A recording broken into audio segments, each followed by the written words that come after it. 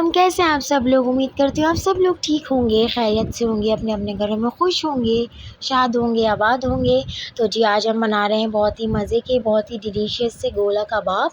और सबसे पहले तो हमने फ्राई कर ली है यहाँ पे प्याज, उसको रेड करके हमने रख दिया इस साइड पे। और आप ये देख सकते हैं क्लिप हमारा इस तरीके से हमने जो है वो प्याज को कट किया और उसको जो है वो फ्राई करके रख लिया। अब हम ले रहे हैं यहाँ पर कीमा। तकरीबन मैंने यहाँ पे लिया है बहुत ही बारीक पिसा हुआ कीमा मैं यहाँ पर यूज़ कर रही हूँ, तकरीबन कोई 700 से 800 ग्राम। उसके अंदर मैंने 2 मीडियम प्याज जिसको मैंने ब्राउन करके रखा हुआ था वो यहाँ पर ऐड कर दिए हैं। 2 चम्मच 2 टेबल स्पून तकरीबन हमने यहाँ पे लहसुन अदरक का पेस्ट ऐड कर दिया है। 1 टेबल स्पून हमने यहाँ पे हरी मिर्चों का पेस्ट ऐड कर दिया है। यहाँ पे तकरीबन 1.5 टेबल स्पून मैंने यहाँ पे कच्चा पपीता जो है उसका पेस्ट बना के रखा था वो ऐड कर दिया है। यहाँ पे हमने यहाँ पे 1 टेबल स्पून ऑयल ऐड कर दिया। उसके अलावा हमने लिए हैं यहाँ पे 2 टेबल स्पून पिसा हुआ नारियल, 1 टीस्पून गरम मसाला, हाफ़ टी स्पून अदरक पाउडर, 1 पिंच ज़र्दे का रंग,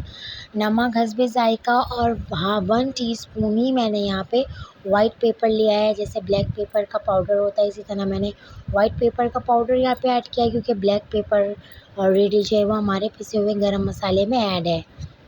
वो सब कुछ हमने यहाँ पर ऐड कर दिया। फिर उसके बाद हमने लिए पिसी और कुटी हुई मिर्ची ली है 1 टीस्पून, 1 टीस्पून पिसा हुआ धनिया लिया है, 1 टीस्पून भुना पिसा ज़ीरा लिया है, 1 टीस्पून मैंने यहाँ पे तिक्का मसाला लिया है और हाफ़ टी स्पून मैंने यहाँ पे हल्दी ली है। ये सब कुछ हम अपने मसाले सारे इसमें ऐड कर देंगे और सारे मसाले मैं डिस्क्रिप्शन बॉक्स में भी जो है वो लिख दूँगी, आप वहाँ से जाके भी देख सकते हैं।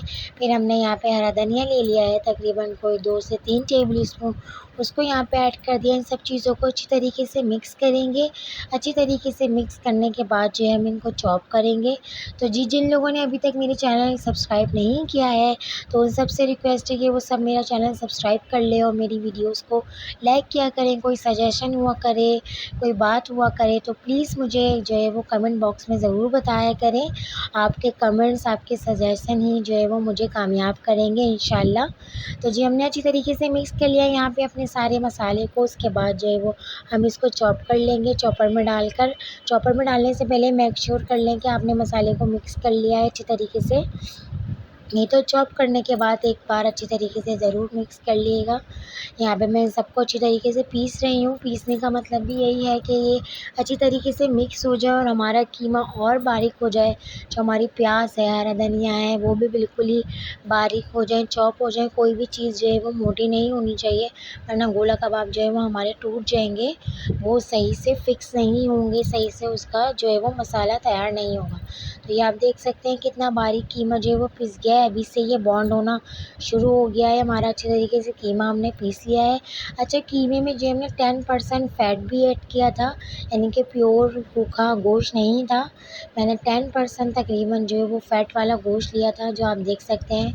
उसके बाद हमने यहाँ पे कीमा पीसने के बाद यहाँ पे तकरीबन 1 टेबल स्पून मैंने यहाँ पे सिरका ऐड किया है। सिरका ऐड करने से क्या होगा, गोश्त की थोड़ी बहुत स्मेल होती है वो भी चली जाएगी।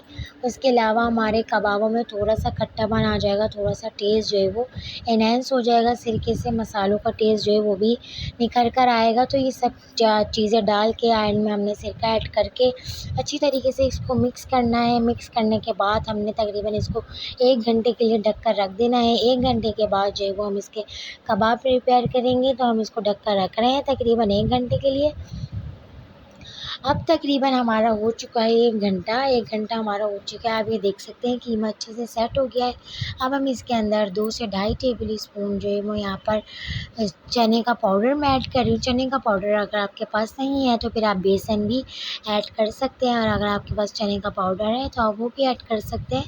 तो यहाँ पर मैंने चने का पाउडर ऐड कर दिया, इसको मिक्स कर लिया।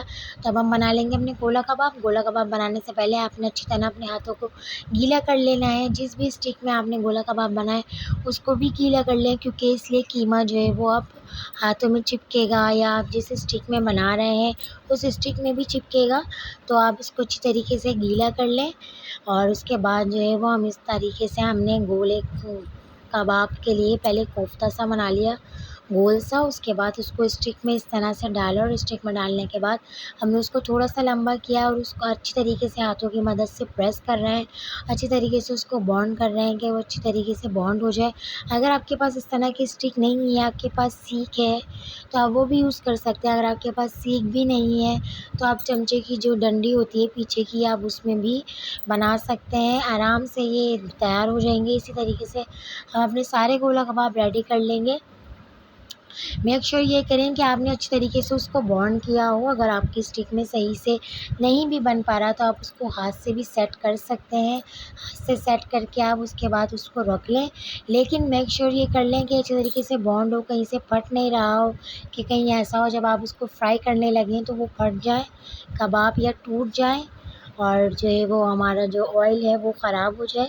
तो आपने अच्छी तरीके से उसे बॉन्ड कर देना है। पानी लगा लगा के इस तरह से हमने सारे कबाब जो है वो अपने रेडी करने हैं यहाँ पर। और पानी लगा के ही हमने इसको रखते जाना है। कबाब बनाने के बाद भी हमने इसको तकरीबन 5 से 10 मिनट के लिए रेस्ट दिया। 5 से 10 मिनट के लिए हम इसको छोड़ देंगे ऐसे ही कि ये सेट हो जाए। उसके बाद हम इसको फ्राई कर लेंगे। पहले हमने इसको मीडियम फ्लेम पे किया। मीडियम फ्लेम पे करने के बाद जब हमारा ऑयल अच्छी तरीके से गर्म हो गया तो हमने इसको मीडियम टू लो फ्लेम पे फ्राई किया ताकि ये अंदर तक अच्छे से फ्राई हो जाए। और आप देख सकते हैं अब ये कढ़ी में कबाब फ्राई होने का वेट कर रही हैं और मेरे साथ खड़ी रहती हैं किचन में जब तक मैं काम कर रही होती हूँ यहाँ पे। तो अच्छी तरीके से हमने इसको कलर देना है, साइज़ चेंज करती रहनी है, हर तरफ से हमारा अच्छा सा कलर आ जाए, हर तरफ से अच्छे से फ्राई हो जाए।